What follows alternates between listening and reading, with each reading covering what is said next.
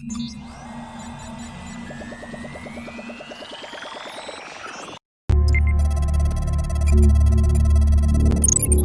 hilang dengan sendirinya seperti itu.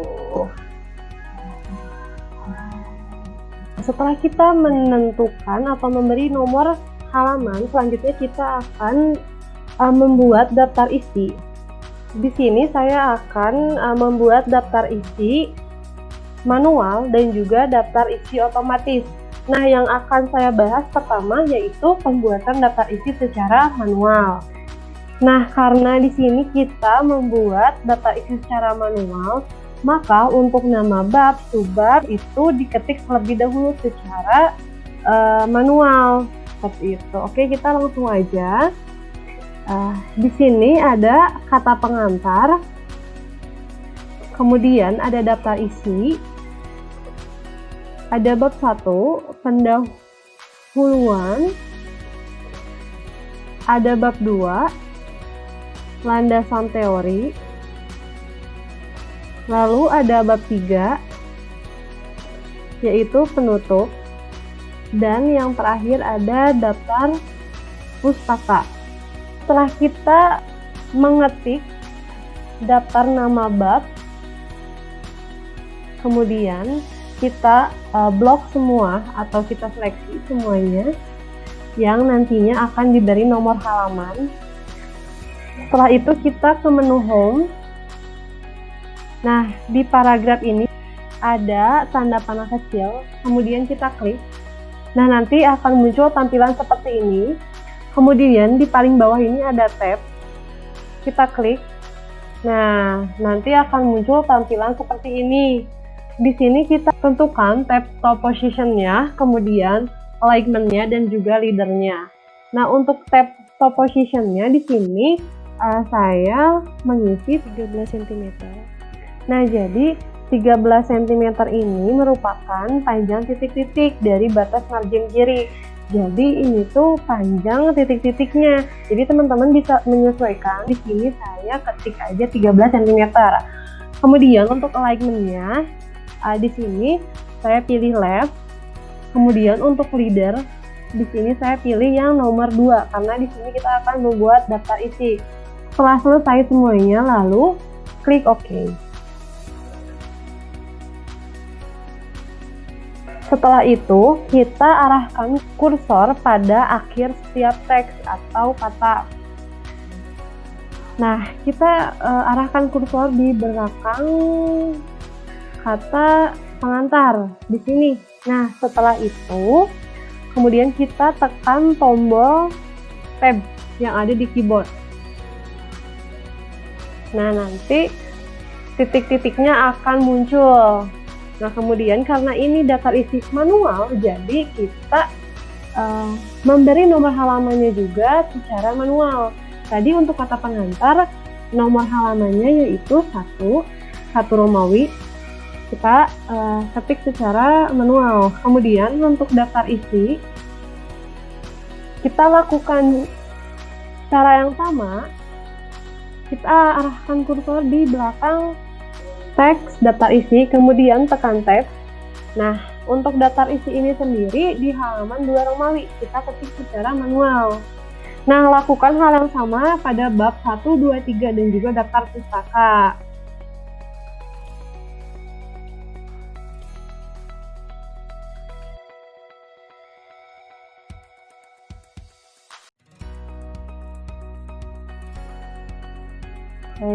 Jadi untuk pembuatan daftar isi manual seperti itu, boleh untuk teman-teman lebih dipelajari lagi. Mungkin untuk pembuatan daftar isi manual cukup sekian, dan kita lanjut pada pembahasan kedua, yaitu pembuatan daftar isi secara otomatis. Nah, untuk itu kita hapus terlebih dahulu daftar isi manual ini.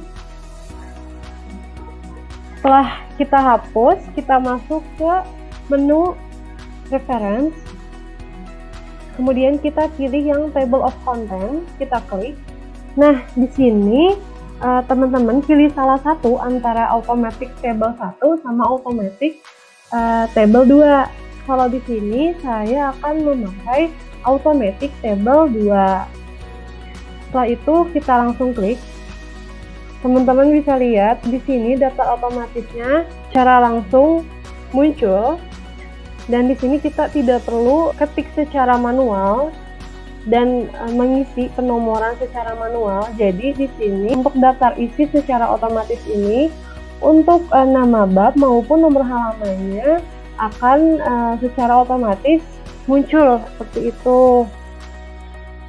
Nah, oke, lanjut. Gimana kalau misalnya kita mau menambah subbab? Misalnya kita menambah subbab dari bab 1. Nah, misalnya latar belakang, kemudian rumusan masalah, dan tujuan. Nah, teman-teman, di sini kita pakai heading yang sudah kita buat tadi di awal. Kita masuk ke menu home.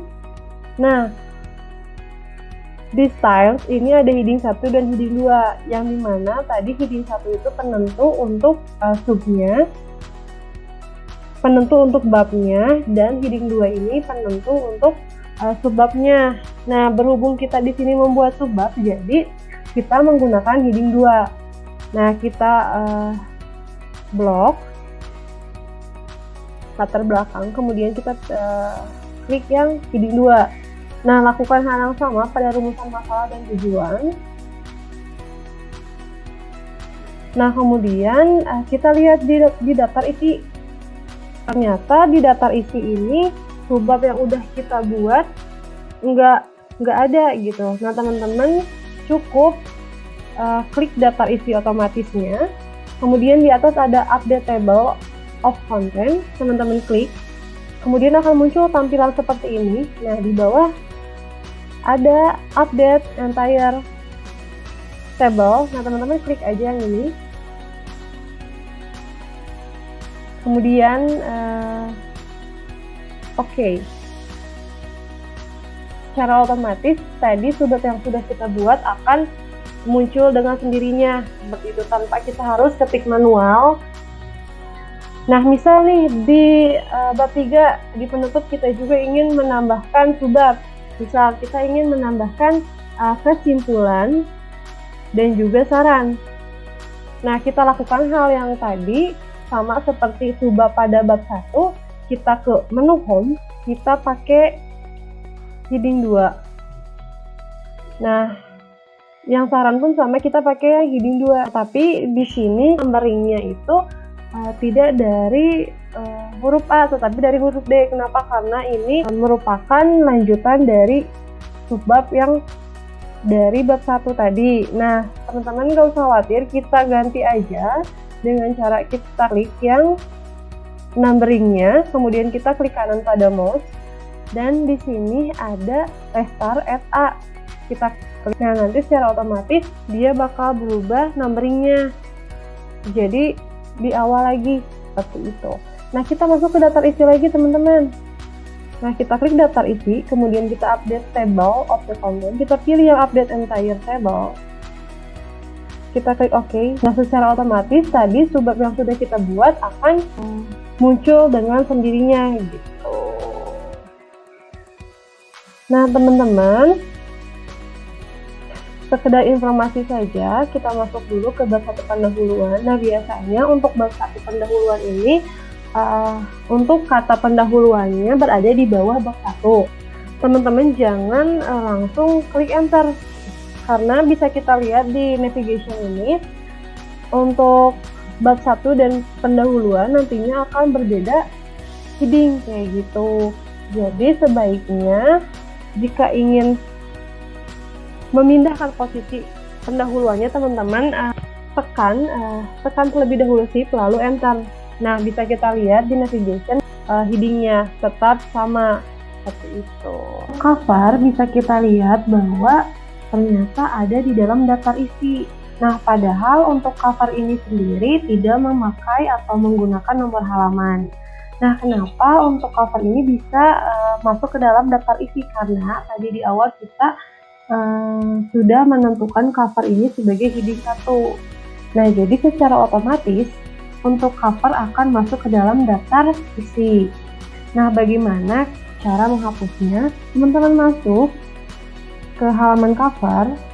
Nah, kemudian teman-teman blok atau seleksi. Kemudian di menu home, di ribbon file, teman-teman tinggal pilih yang normal. Nah, setelah itu kita kembali lagi ke halaman daftar isi. Nah, kita klik daftar isi otomatisnya, lalu kita pilih yang update table of content, kemudian pilih yang update unsigned table. Kita oke. Nah, setelah kita oke, secara otomatis cover yang tadi sudah kita hapus headingnya tidak muncul kembali di daftar isi. Nah, jadi seperti itu teman-teman. Nah, untuk bacaan table of content-nya kita hapus saja. Nah, selesai untuk pembahasan atau pembuatan daftar isi. Terima kasih. Baik teman-teman, sekian video pembahasan mengenai pembuatan daftar isi. Semoga teman-teman paham, mengerti, dan semoga video ini dapat bermanfaat bagi semuanya. Maaf bila ada salah kata. Wassalamualaikum warahmatullahi wabarakatuh.